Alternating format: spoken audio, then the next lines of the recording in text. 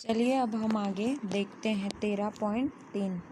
धातु की एक थाली लीजिए जिसमें कुछ जल डाल दीजिए। एक चम्मच से इसके किनारे पर आघात कीजिए। क्या आप ध्वनि सुन पाते हैं? थाली पर पुनः आघात कीजिए और तब छूकर देखिए। क्या आपको थाली कंपित होती हुई अनुभव होती है? थाली पर पुनः आघात कीजिए। जल की सतह को देखिए। क्या वहाँ पर भी कोई तरंगें दिखाई देती है? अब थाली को पकड़िए। आप जल की सतह पर क्या परिवर्तन देखते हैं? क्या आप परिवर्तन की व्याख्या कर सकते? क्या आप इस वस्तु को कंपनों को ध्वनि से जोड़ने में कोई संकेत मिलता है? देखिए इस तरीके से तो हमको पता चल जाएगा कि उसके अंदर क्या हो रहा है, कंपन हमें होता हुआ दिखाई दे रहा है।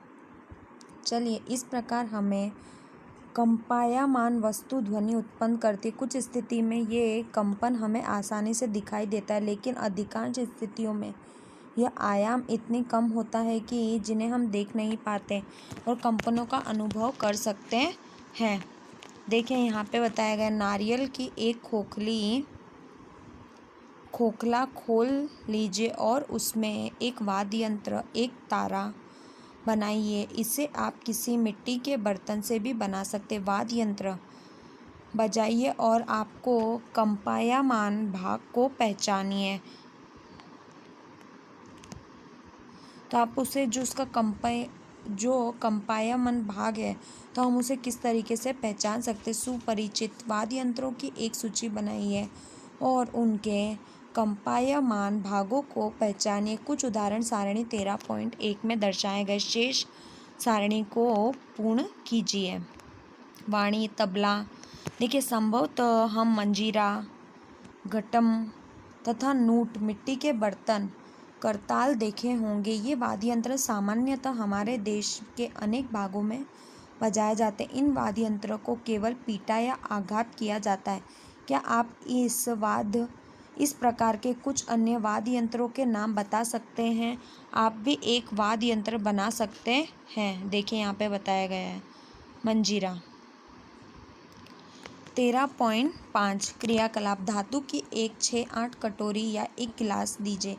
इन्हें एक सिरे से दूसरे सिरे तक क्रमशः जल के बढ़ते स्तर तक भरिए। अब एक पेंसिल लेकर कटोरे पर धीमे से एक के बाद एक पर आघात कीजिए। आप एक सुखद ध्वनि सुनेंगे। यह आपका जल तरंग है। देखिए इस तरीके से तो आपको क्या ध्वनि सुनाई देगी।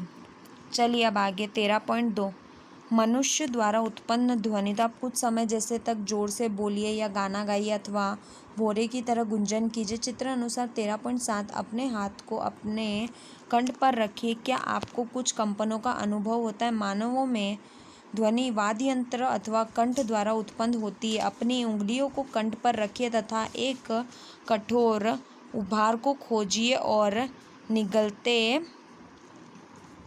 समय चलता हुआ प्रतीत होता है। शरीर का एक भाग वाक् यंत्र कहलाता है। यह श्वसन नली के ऊपरी सिरे पर होता है। वाक् यंत्र या कंठ के आर पार दो वक्र तंतु इस प्रकार तनित होते हैं कि उनके बीच में वायु निकलने के लिए एक संकीर्ण झिरी की बनी होती है। देखिए इस तरीके से तो आप इस तरीके से अपना गला पकड़कर उसे का अनुभव करते हो। जब फेफड़े पर वायु को बलपूर्वक देखते हैं तो झिरी से बाहर निकलते समय वाक् तंतु कंपित होता है, तो जिससे कि ध्वनि उत्पन्न होती है। वाक् तंतुओं से जुड़ी हुई मांसपेशियां तंतुओं को तना हुआ या ढीला कर सकती है। जब वाक् तंतु तने हुए और पतले होते हैं तब ध्वनि का प्रकार, उसकी गुणता उस वाक् ध्वनि से भिन्न होती है। जब हम वाक् तंतु ढीले और मोटे होते हैं, आइए देखें कि वाक् तंतु किस प्रकार से कार्य करते हैं। तो देखिए इस तरीके से कार्य होता है।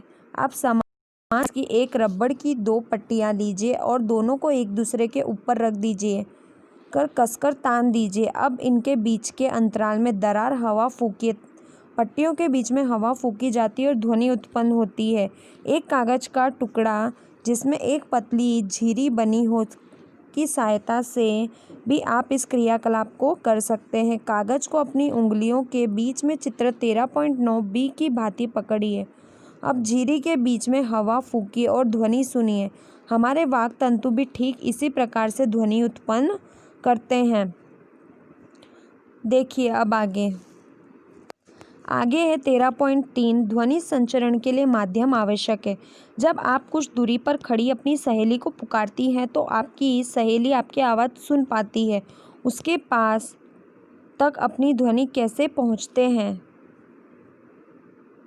चलिए क्रियाकलाप 13.7 धातु अथवा एक कांच का गिलास लीजिए। सुनिश्चित कीजिए कि यह सूखा हो। इसमें एक सेल फोन रखिए। यदि याद रखिए कि सेल फोन पानी में न रखा जाए।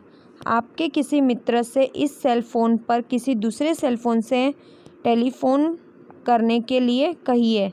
घंटी की ध्वनि ध्यानपूर्वक सुनिए। अब ग्लास की किनारों पर देखें तो आपको दिखाई देगा कि वह कंपित होता है। मुंह को हाथों के बीच में उसी तरीके से सटाकर रखिए। देखिए इस तरीके से आपको पता चल जाएगा। अपने मित्र से टेलीफोन करने के लिए संकेत दीजिए। गिलास में से वायु को मुंह द्वारा खींचते हुए घंटी की आवाज़ को सुनिए। क्या गिलास में से वायु बाहर खींचने पर घंटी की ध्वनि धीमी हो जाती है? गिलास को अपने मुंह से हटाइए। क्या ध्वनि से प्रबल हो जाती है? क्या आप सोच सकते हैं ऐसा क्यों हुआ होगा? यह संभवतः गिलास में वायु की मात्रा कम होने और घंटी की प्रबलता कम होने में कोई संबंध है। वास्तव में यदि आप गिलास में से सारी वायु बाहर खींच पाते हैं तो ध्वनि पूरी तरह सुनाई देना बंद हो जाती है। इसका कारण यह है कि ध्वनि को संचरण के लिए कोई माध्यम चाहिए। जब किसी बर्तन में वायु पूरी तरह निकाल दी जाती है तो उसे कहा जाता है बर्तन में निर्वात ध्वनि निर्वात संचरित नहीं हो सकती। अब देखिए एक बाल्टी स्नान टब लीजिए और स्वच्छ पानी लीजिए। उसमें घंटी रख दीजिए और घंटी को हिलाने का काम कीजिए। उसके बाद आप देखोगे उसे सुनने का काम कीजिए तो आपको पता चल जाएगा कि हमें यहाँ पर कंपन हुआ प्रतीत होता है।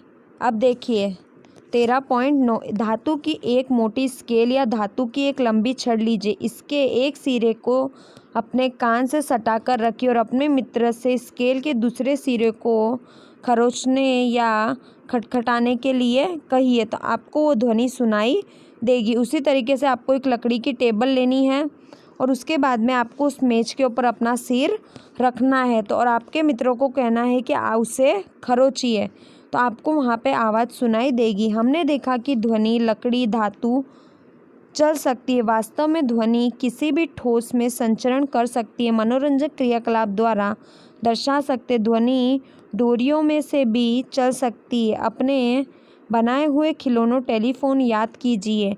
क्या आप कह सकते हैं कि ध्वनि डोरियों में भी गमन करती है? देखिए इस प्रकार। अब तक हमने सीखा कि कंपायमान वस्तुओं ध्वनि उत्पन्न करती है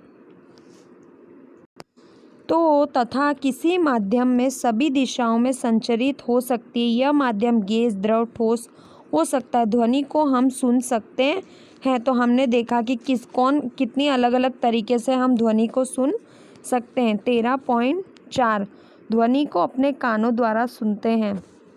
कान के बाहरी भाग की आकृति कीप जैसी होती है। जब ध्वनि इसमें प्रवेश करती है तो यह एक नलिका से गुजरती है जिसके सिरे पर एक पतली तनित झिल्ली होती है जिसे कर्णपटह कहते हैं। एक महत्वपूर्ण कार्य करता है। यह जानने के लिए कि कर्णपटह क्या कार्य करता है आइए टीन के डिब्बे का एक कर्णपटह बनाएं। देखिए इस तरीके से एक प्लास्टिक अथवा एक टीन का डिब्बा ले लीजिए। दोनों सिरे काट लीजिए और इसके एक सिरे पर एक रबड़ लगा लीजिए।